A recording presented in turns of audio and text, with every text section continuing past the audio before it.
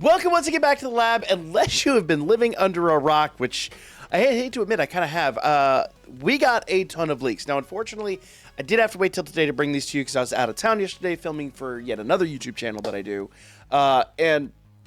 Well, we've got to talk about this. Now, I'm a little late getting to the game, but hopefully I can kind of summarize what's happened here in pretty short and pretty sweet. Now, there are a ton of leaks coming out right now for Legends ZA Alpha, or people are calling it ZA. I think it's Z Alpha. I think it makes a little bit more sense. And the new Gen 10 game that's called Gaia. Now, I am not going to do any plot synopses. I'm not going to leak any of that stuff. If you want to find that, it's all out there. It's on 4chan of all places for that to be. And I do apologize, guys. There might be some choice language in some of these tweets. So I will try to gloss over that as much as possible because obviously I don't want that on my channel. But if you do get to catch a glimpse of it, I do apologize. But to basically sum this up, you have a group called TerraLeaks that has infiltrated the servers of Game Freak. And they have come up with some crazy things. First things first, we do know that Gen 10 is coming to the Switch 2, or I believe it's called the Ounce, is what we kind of learned from yesterday's leaks. That is, I don't consider that a spoiler.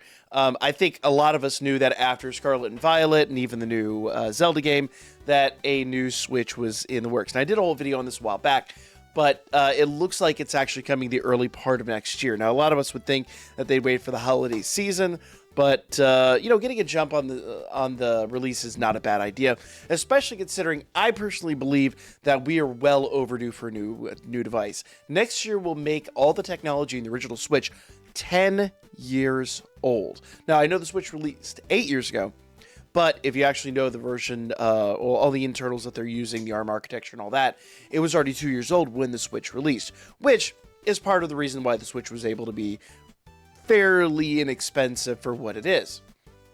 So, when we had all the leaks of the Switch Pro and all that stuff a couple years ago, and everyone was hyped up for that before the big Nintendo Direct event, and then everyone was kind of let down, like, that's just an OLED.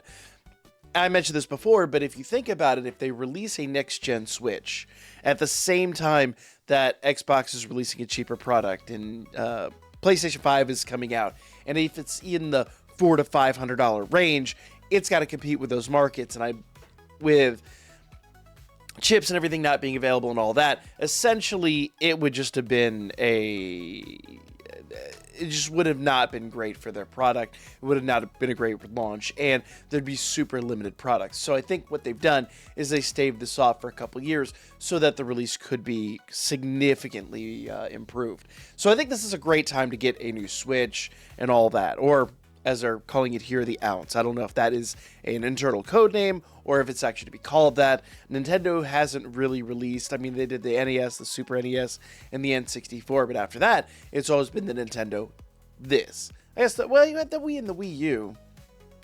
Still, the Switch and the Switch 2, I kind of think the Ounce is probably maybe a code name, but it will get something. I don't think they're just going to call it the Switch 2.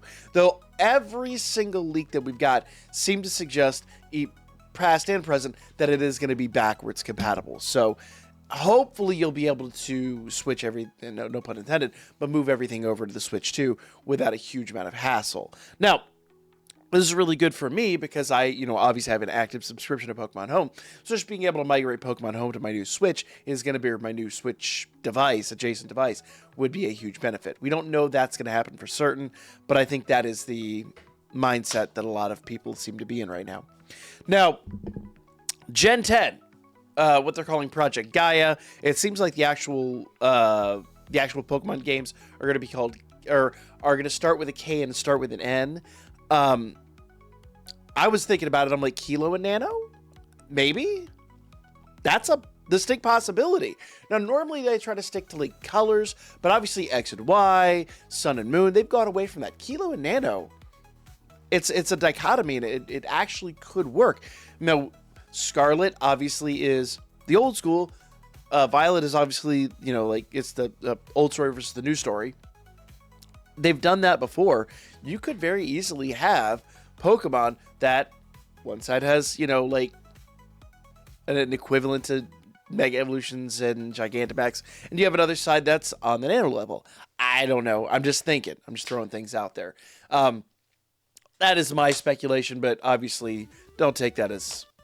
We don't know anything yet. That is just me throwing an idea off the top of my head. But everyone's out there like trying to figure out what this is about. So don't take that as I don't know anything more than what we have here today. So essentially we know that Gen 10 is coming. Gen 10 is going to be canon, and Gen 10 will be apparently compatible with the original Switch, which is phenomenal because not everybody's going to adopt the Switch 2, and that is fun. Seems like the Switch 2 is going to be a little bit more expensive than the current generation of Switch, and once again, that is fine. That also means that with the original Switch may still be in production, which is not a bad thing for people that are going to be on a budget. The downside is I can almost guarantee you that on an original Switch, you'll be running at a much reduced rate than the new Switch, but you're going to have to deal with frame rate issues, you have to deal with lower poly issues, things like that. But, I mean, Scarlet and Violet already had a lot of those problems, and people still love the game. I still love the game. I defended the game from day one, so it is what it is. Let's see what else we have up here. So, like I said, it is codename Gaia. It looks like it's going to be KNN. I don't want to get too much into that. There's just a lot of really crazy stuff. Actually, you know what? I pulled a few things over here that I thought were really interesting. Here's some original Gen 3 sprites, and you'll notice a lot of similarities, but what I think is really neat is this Blaziken that's drawn a lot like Latios and Latias. And in fact, there's already an image out there of one of the sprites flying on Blaziken, which I think are a Blaziken-like creature, which is interesting. Also, these were supposed to be our starters. Very clearly Torchic, Trico. Now that is I had my wife translate it. Apparently it's Foo Rabbit is the translation. And a water rabbit starter, which is interesting. Basically, like you can think of that as like an early version of Scorbunny almost. Just a rabbit with an inner tube. I kind of understand why they scrapped that, but at the same rate, very similar design to like early Scorbunny designs or what Scorbunny would have eventually turned into. So that's very, very interesting. Also, weird early Breloom design over there. Something I think is really interesting. So we have Trapinch here, but if we kind of go, I think it's in this scene, one of these. Let me find it. Here it is. So if I've kind of blown this up, so I apologize. The quality is not going to be as clear. But notice that even though we had Trapinch over there, notice we've got Vibrava and we got Flygon, but we've got a pre-evolution to Vibrava that, if I'm honest, makes a lot more sense than Trapinch. But if we kind of go back over here, clearly Trapinch is over here as well. Like, right, I can't reach over there because my green screen cuts off. But let me see if I can put my cursor on display here. Normally I keep that off. Here we go. So right here is like this little Trapinch looking dude. It's just straight up a peacock. Here's that Breloom, like Sans the Mushroom. So I don't know what that is necessarily about, but it looks like they're right here's like a pre-evolution of it. Banette, you can't kind of see Banette because the screen cuts them off. But a lot of really early stuff. I'm kind of weirded out by this like tornado. This is very interesting. And these early designs are really, I almost think, better than what we actually got. So a lot of interesting stuff here. Also, let me see if I can get him up here on screen. No, I can't.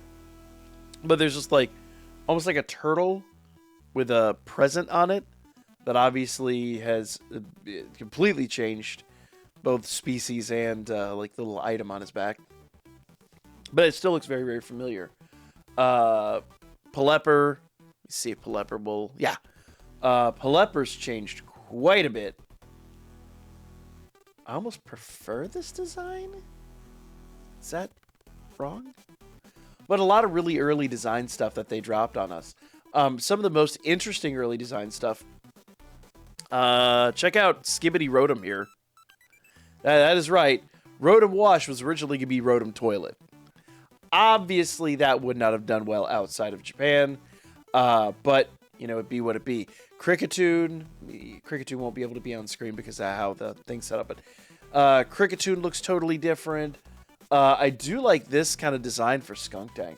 That design looks fantastic. Shaman with like this Shaman almost doesn't look real. When I saw this leak, I thought it was just a bad Photoshop, but apparently this is legit. Just Shaman with a bunch of extra flowers. Arceus without the kind of crest he's got around the center. And these designs for Giratina just weird me out. Like, what even is this? And even this really, really early one of Giratina, just strange. Croagunk and Weavile look really, really, really similar. Let me see if I can get Riolu and... Yeah. So, early Riolu and early Lucario. And you get to kind of see these are like sketches that they had kind of been working on. Porygon Z hasn't changed. Yeah. Porygon Z hasn't changed much. What else do we have? Oh, way different designs here for Darkrai. Way different designs. And you can even see some of the evolutions that the sprites for the male and female characters went through over here. So really interesting to see like how the development on this generation kind of transpired. What else do we get here? Oh, this is really interesting. So this is, and I can't kind of blow it up here. Let me see if I can. There we go. This was apparently a map editor for Gen 3, where you'd actually be able to see, like, they can take the different items over here on the left. If you know how, like, a Game Boy and GBA cartridge work, essentially, all these maps are kind of designed with, like, a very bare-bones image in based on the backlog. I mean, these are small... Grab one here. These are tiny cartridges, guys. If you've ever seen how these things are programmed, if you haven't, there's a game out there called Macro Mages. It's a homebrew game that these guys released a few years ago, and I absolutely adore it. But it teaches you a lot of how they had to come up with level designs and things like that for the original Game Boy cartridges, and just the sheer amount of, I mean, code hostility they have to go through to get things to fit on screen properly. But essentially, all of these cells over here on the far side, those are the different elements and stuff that you can include. And obviously then when you stack them up, they wind up looking like this. So you'd have, like, you know, a replicated tall grass or a couple of bushes, or obviously four different types of roads. And then obviously the code would just generate that on screen based on, you know, referencing back to that over there. So really interesting to see, like, how they edited the old, you know, Game Boy and GBA games back in the day. Just an interesting little addition here that personally I found interesting, at least. The other thing that's really neat, now this is not the screenshot from it, but they did manage to get a bunch of different a bunch of different, like, folders and things like that from old and unreleased games or betas of games and things like that. The one thing I don't have here, but there is a leak out there of apparently a Pokemon MMO that is in the works. I think it's done by it's the same developer that did Pokemon Home, as well as they actually did the Sandland game, which is really interesting, and they also did Brilliant Diamond and Shining Pearl. So, which I love BDSP. I mean, say what you will about it, I do thoroughly enjoy that game. So an MMO may be in the works, which is really, really, really interesting. Here's more of the sprites, and I did, like I said, blow this up. And what's really interesting, you can kind of go through this and you can see a lot of the sprites that we know and love, as well as, like, this little punchy gorilla here. Almost looks like an early slacking. And this guy who obviously... Oh, there's that turtle with the present on his back, who obviously evolved into something else. He's... Yeah. A lot of really early sprites. Obviously, we got an early nose pass. Just a lot of crazy stuff here. And as you go over here, you can actually start to see some mon that maybe evolved into other different mons. That's straight up a bagpipe Pokemon, which is kind of funny. Shed Ninja. In fact, there's another version of Shed Ninja out there. Let me see if I can pull him up here. There he is. An early version of Shed Ninja that actually hadn't made, didn't quite make it in development. So, interesting stuff. Really, and different typings sometimes of different things. A straight up tree stump for some reason. I don't even know what the heck that is. At all, period. That's crazy. If you want a more in-depth look at some of these... Oh!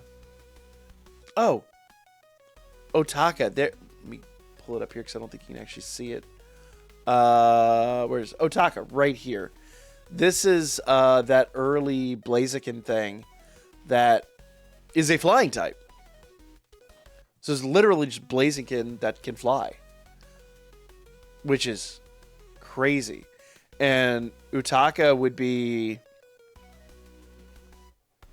I mean, essentially, what we know Latios and Latias from.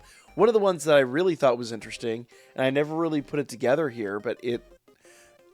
when it comes to Absol, can't see him because he's off screen a little bit, but right here, I don't know why I never put it together, but Absol's face is a yin-yang, and it's really crazy to think about. In fact, check this out. So here's Utaka. I just saw this. There's Utaka, and then you've got Blaziken right here. So maybe they were supposed to be related. I don't know.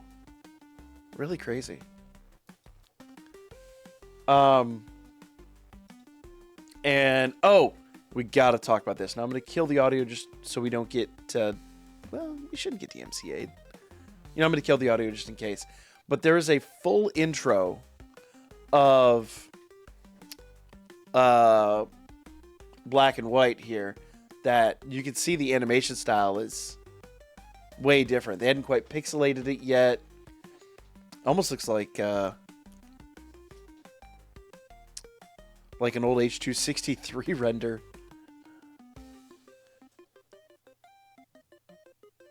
And it's very... I mean, I like this extended intro. Although it would be kind of annoying if you had to load it up every time you had this full intro. But in black and white, I kind of felt like N was... I mean, they even mentioned him in the game as being just like a spoiled brat. And here you get to see N actually like loving and enjoying his Pokemon. I kind of feel like that's something that's missing from the original game, dare I say.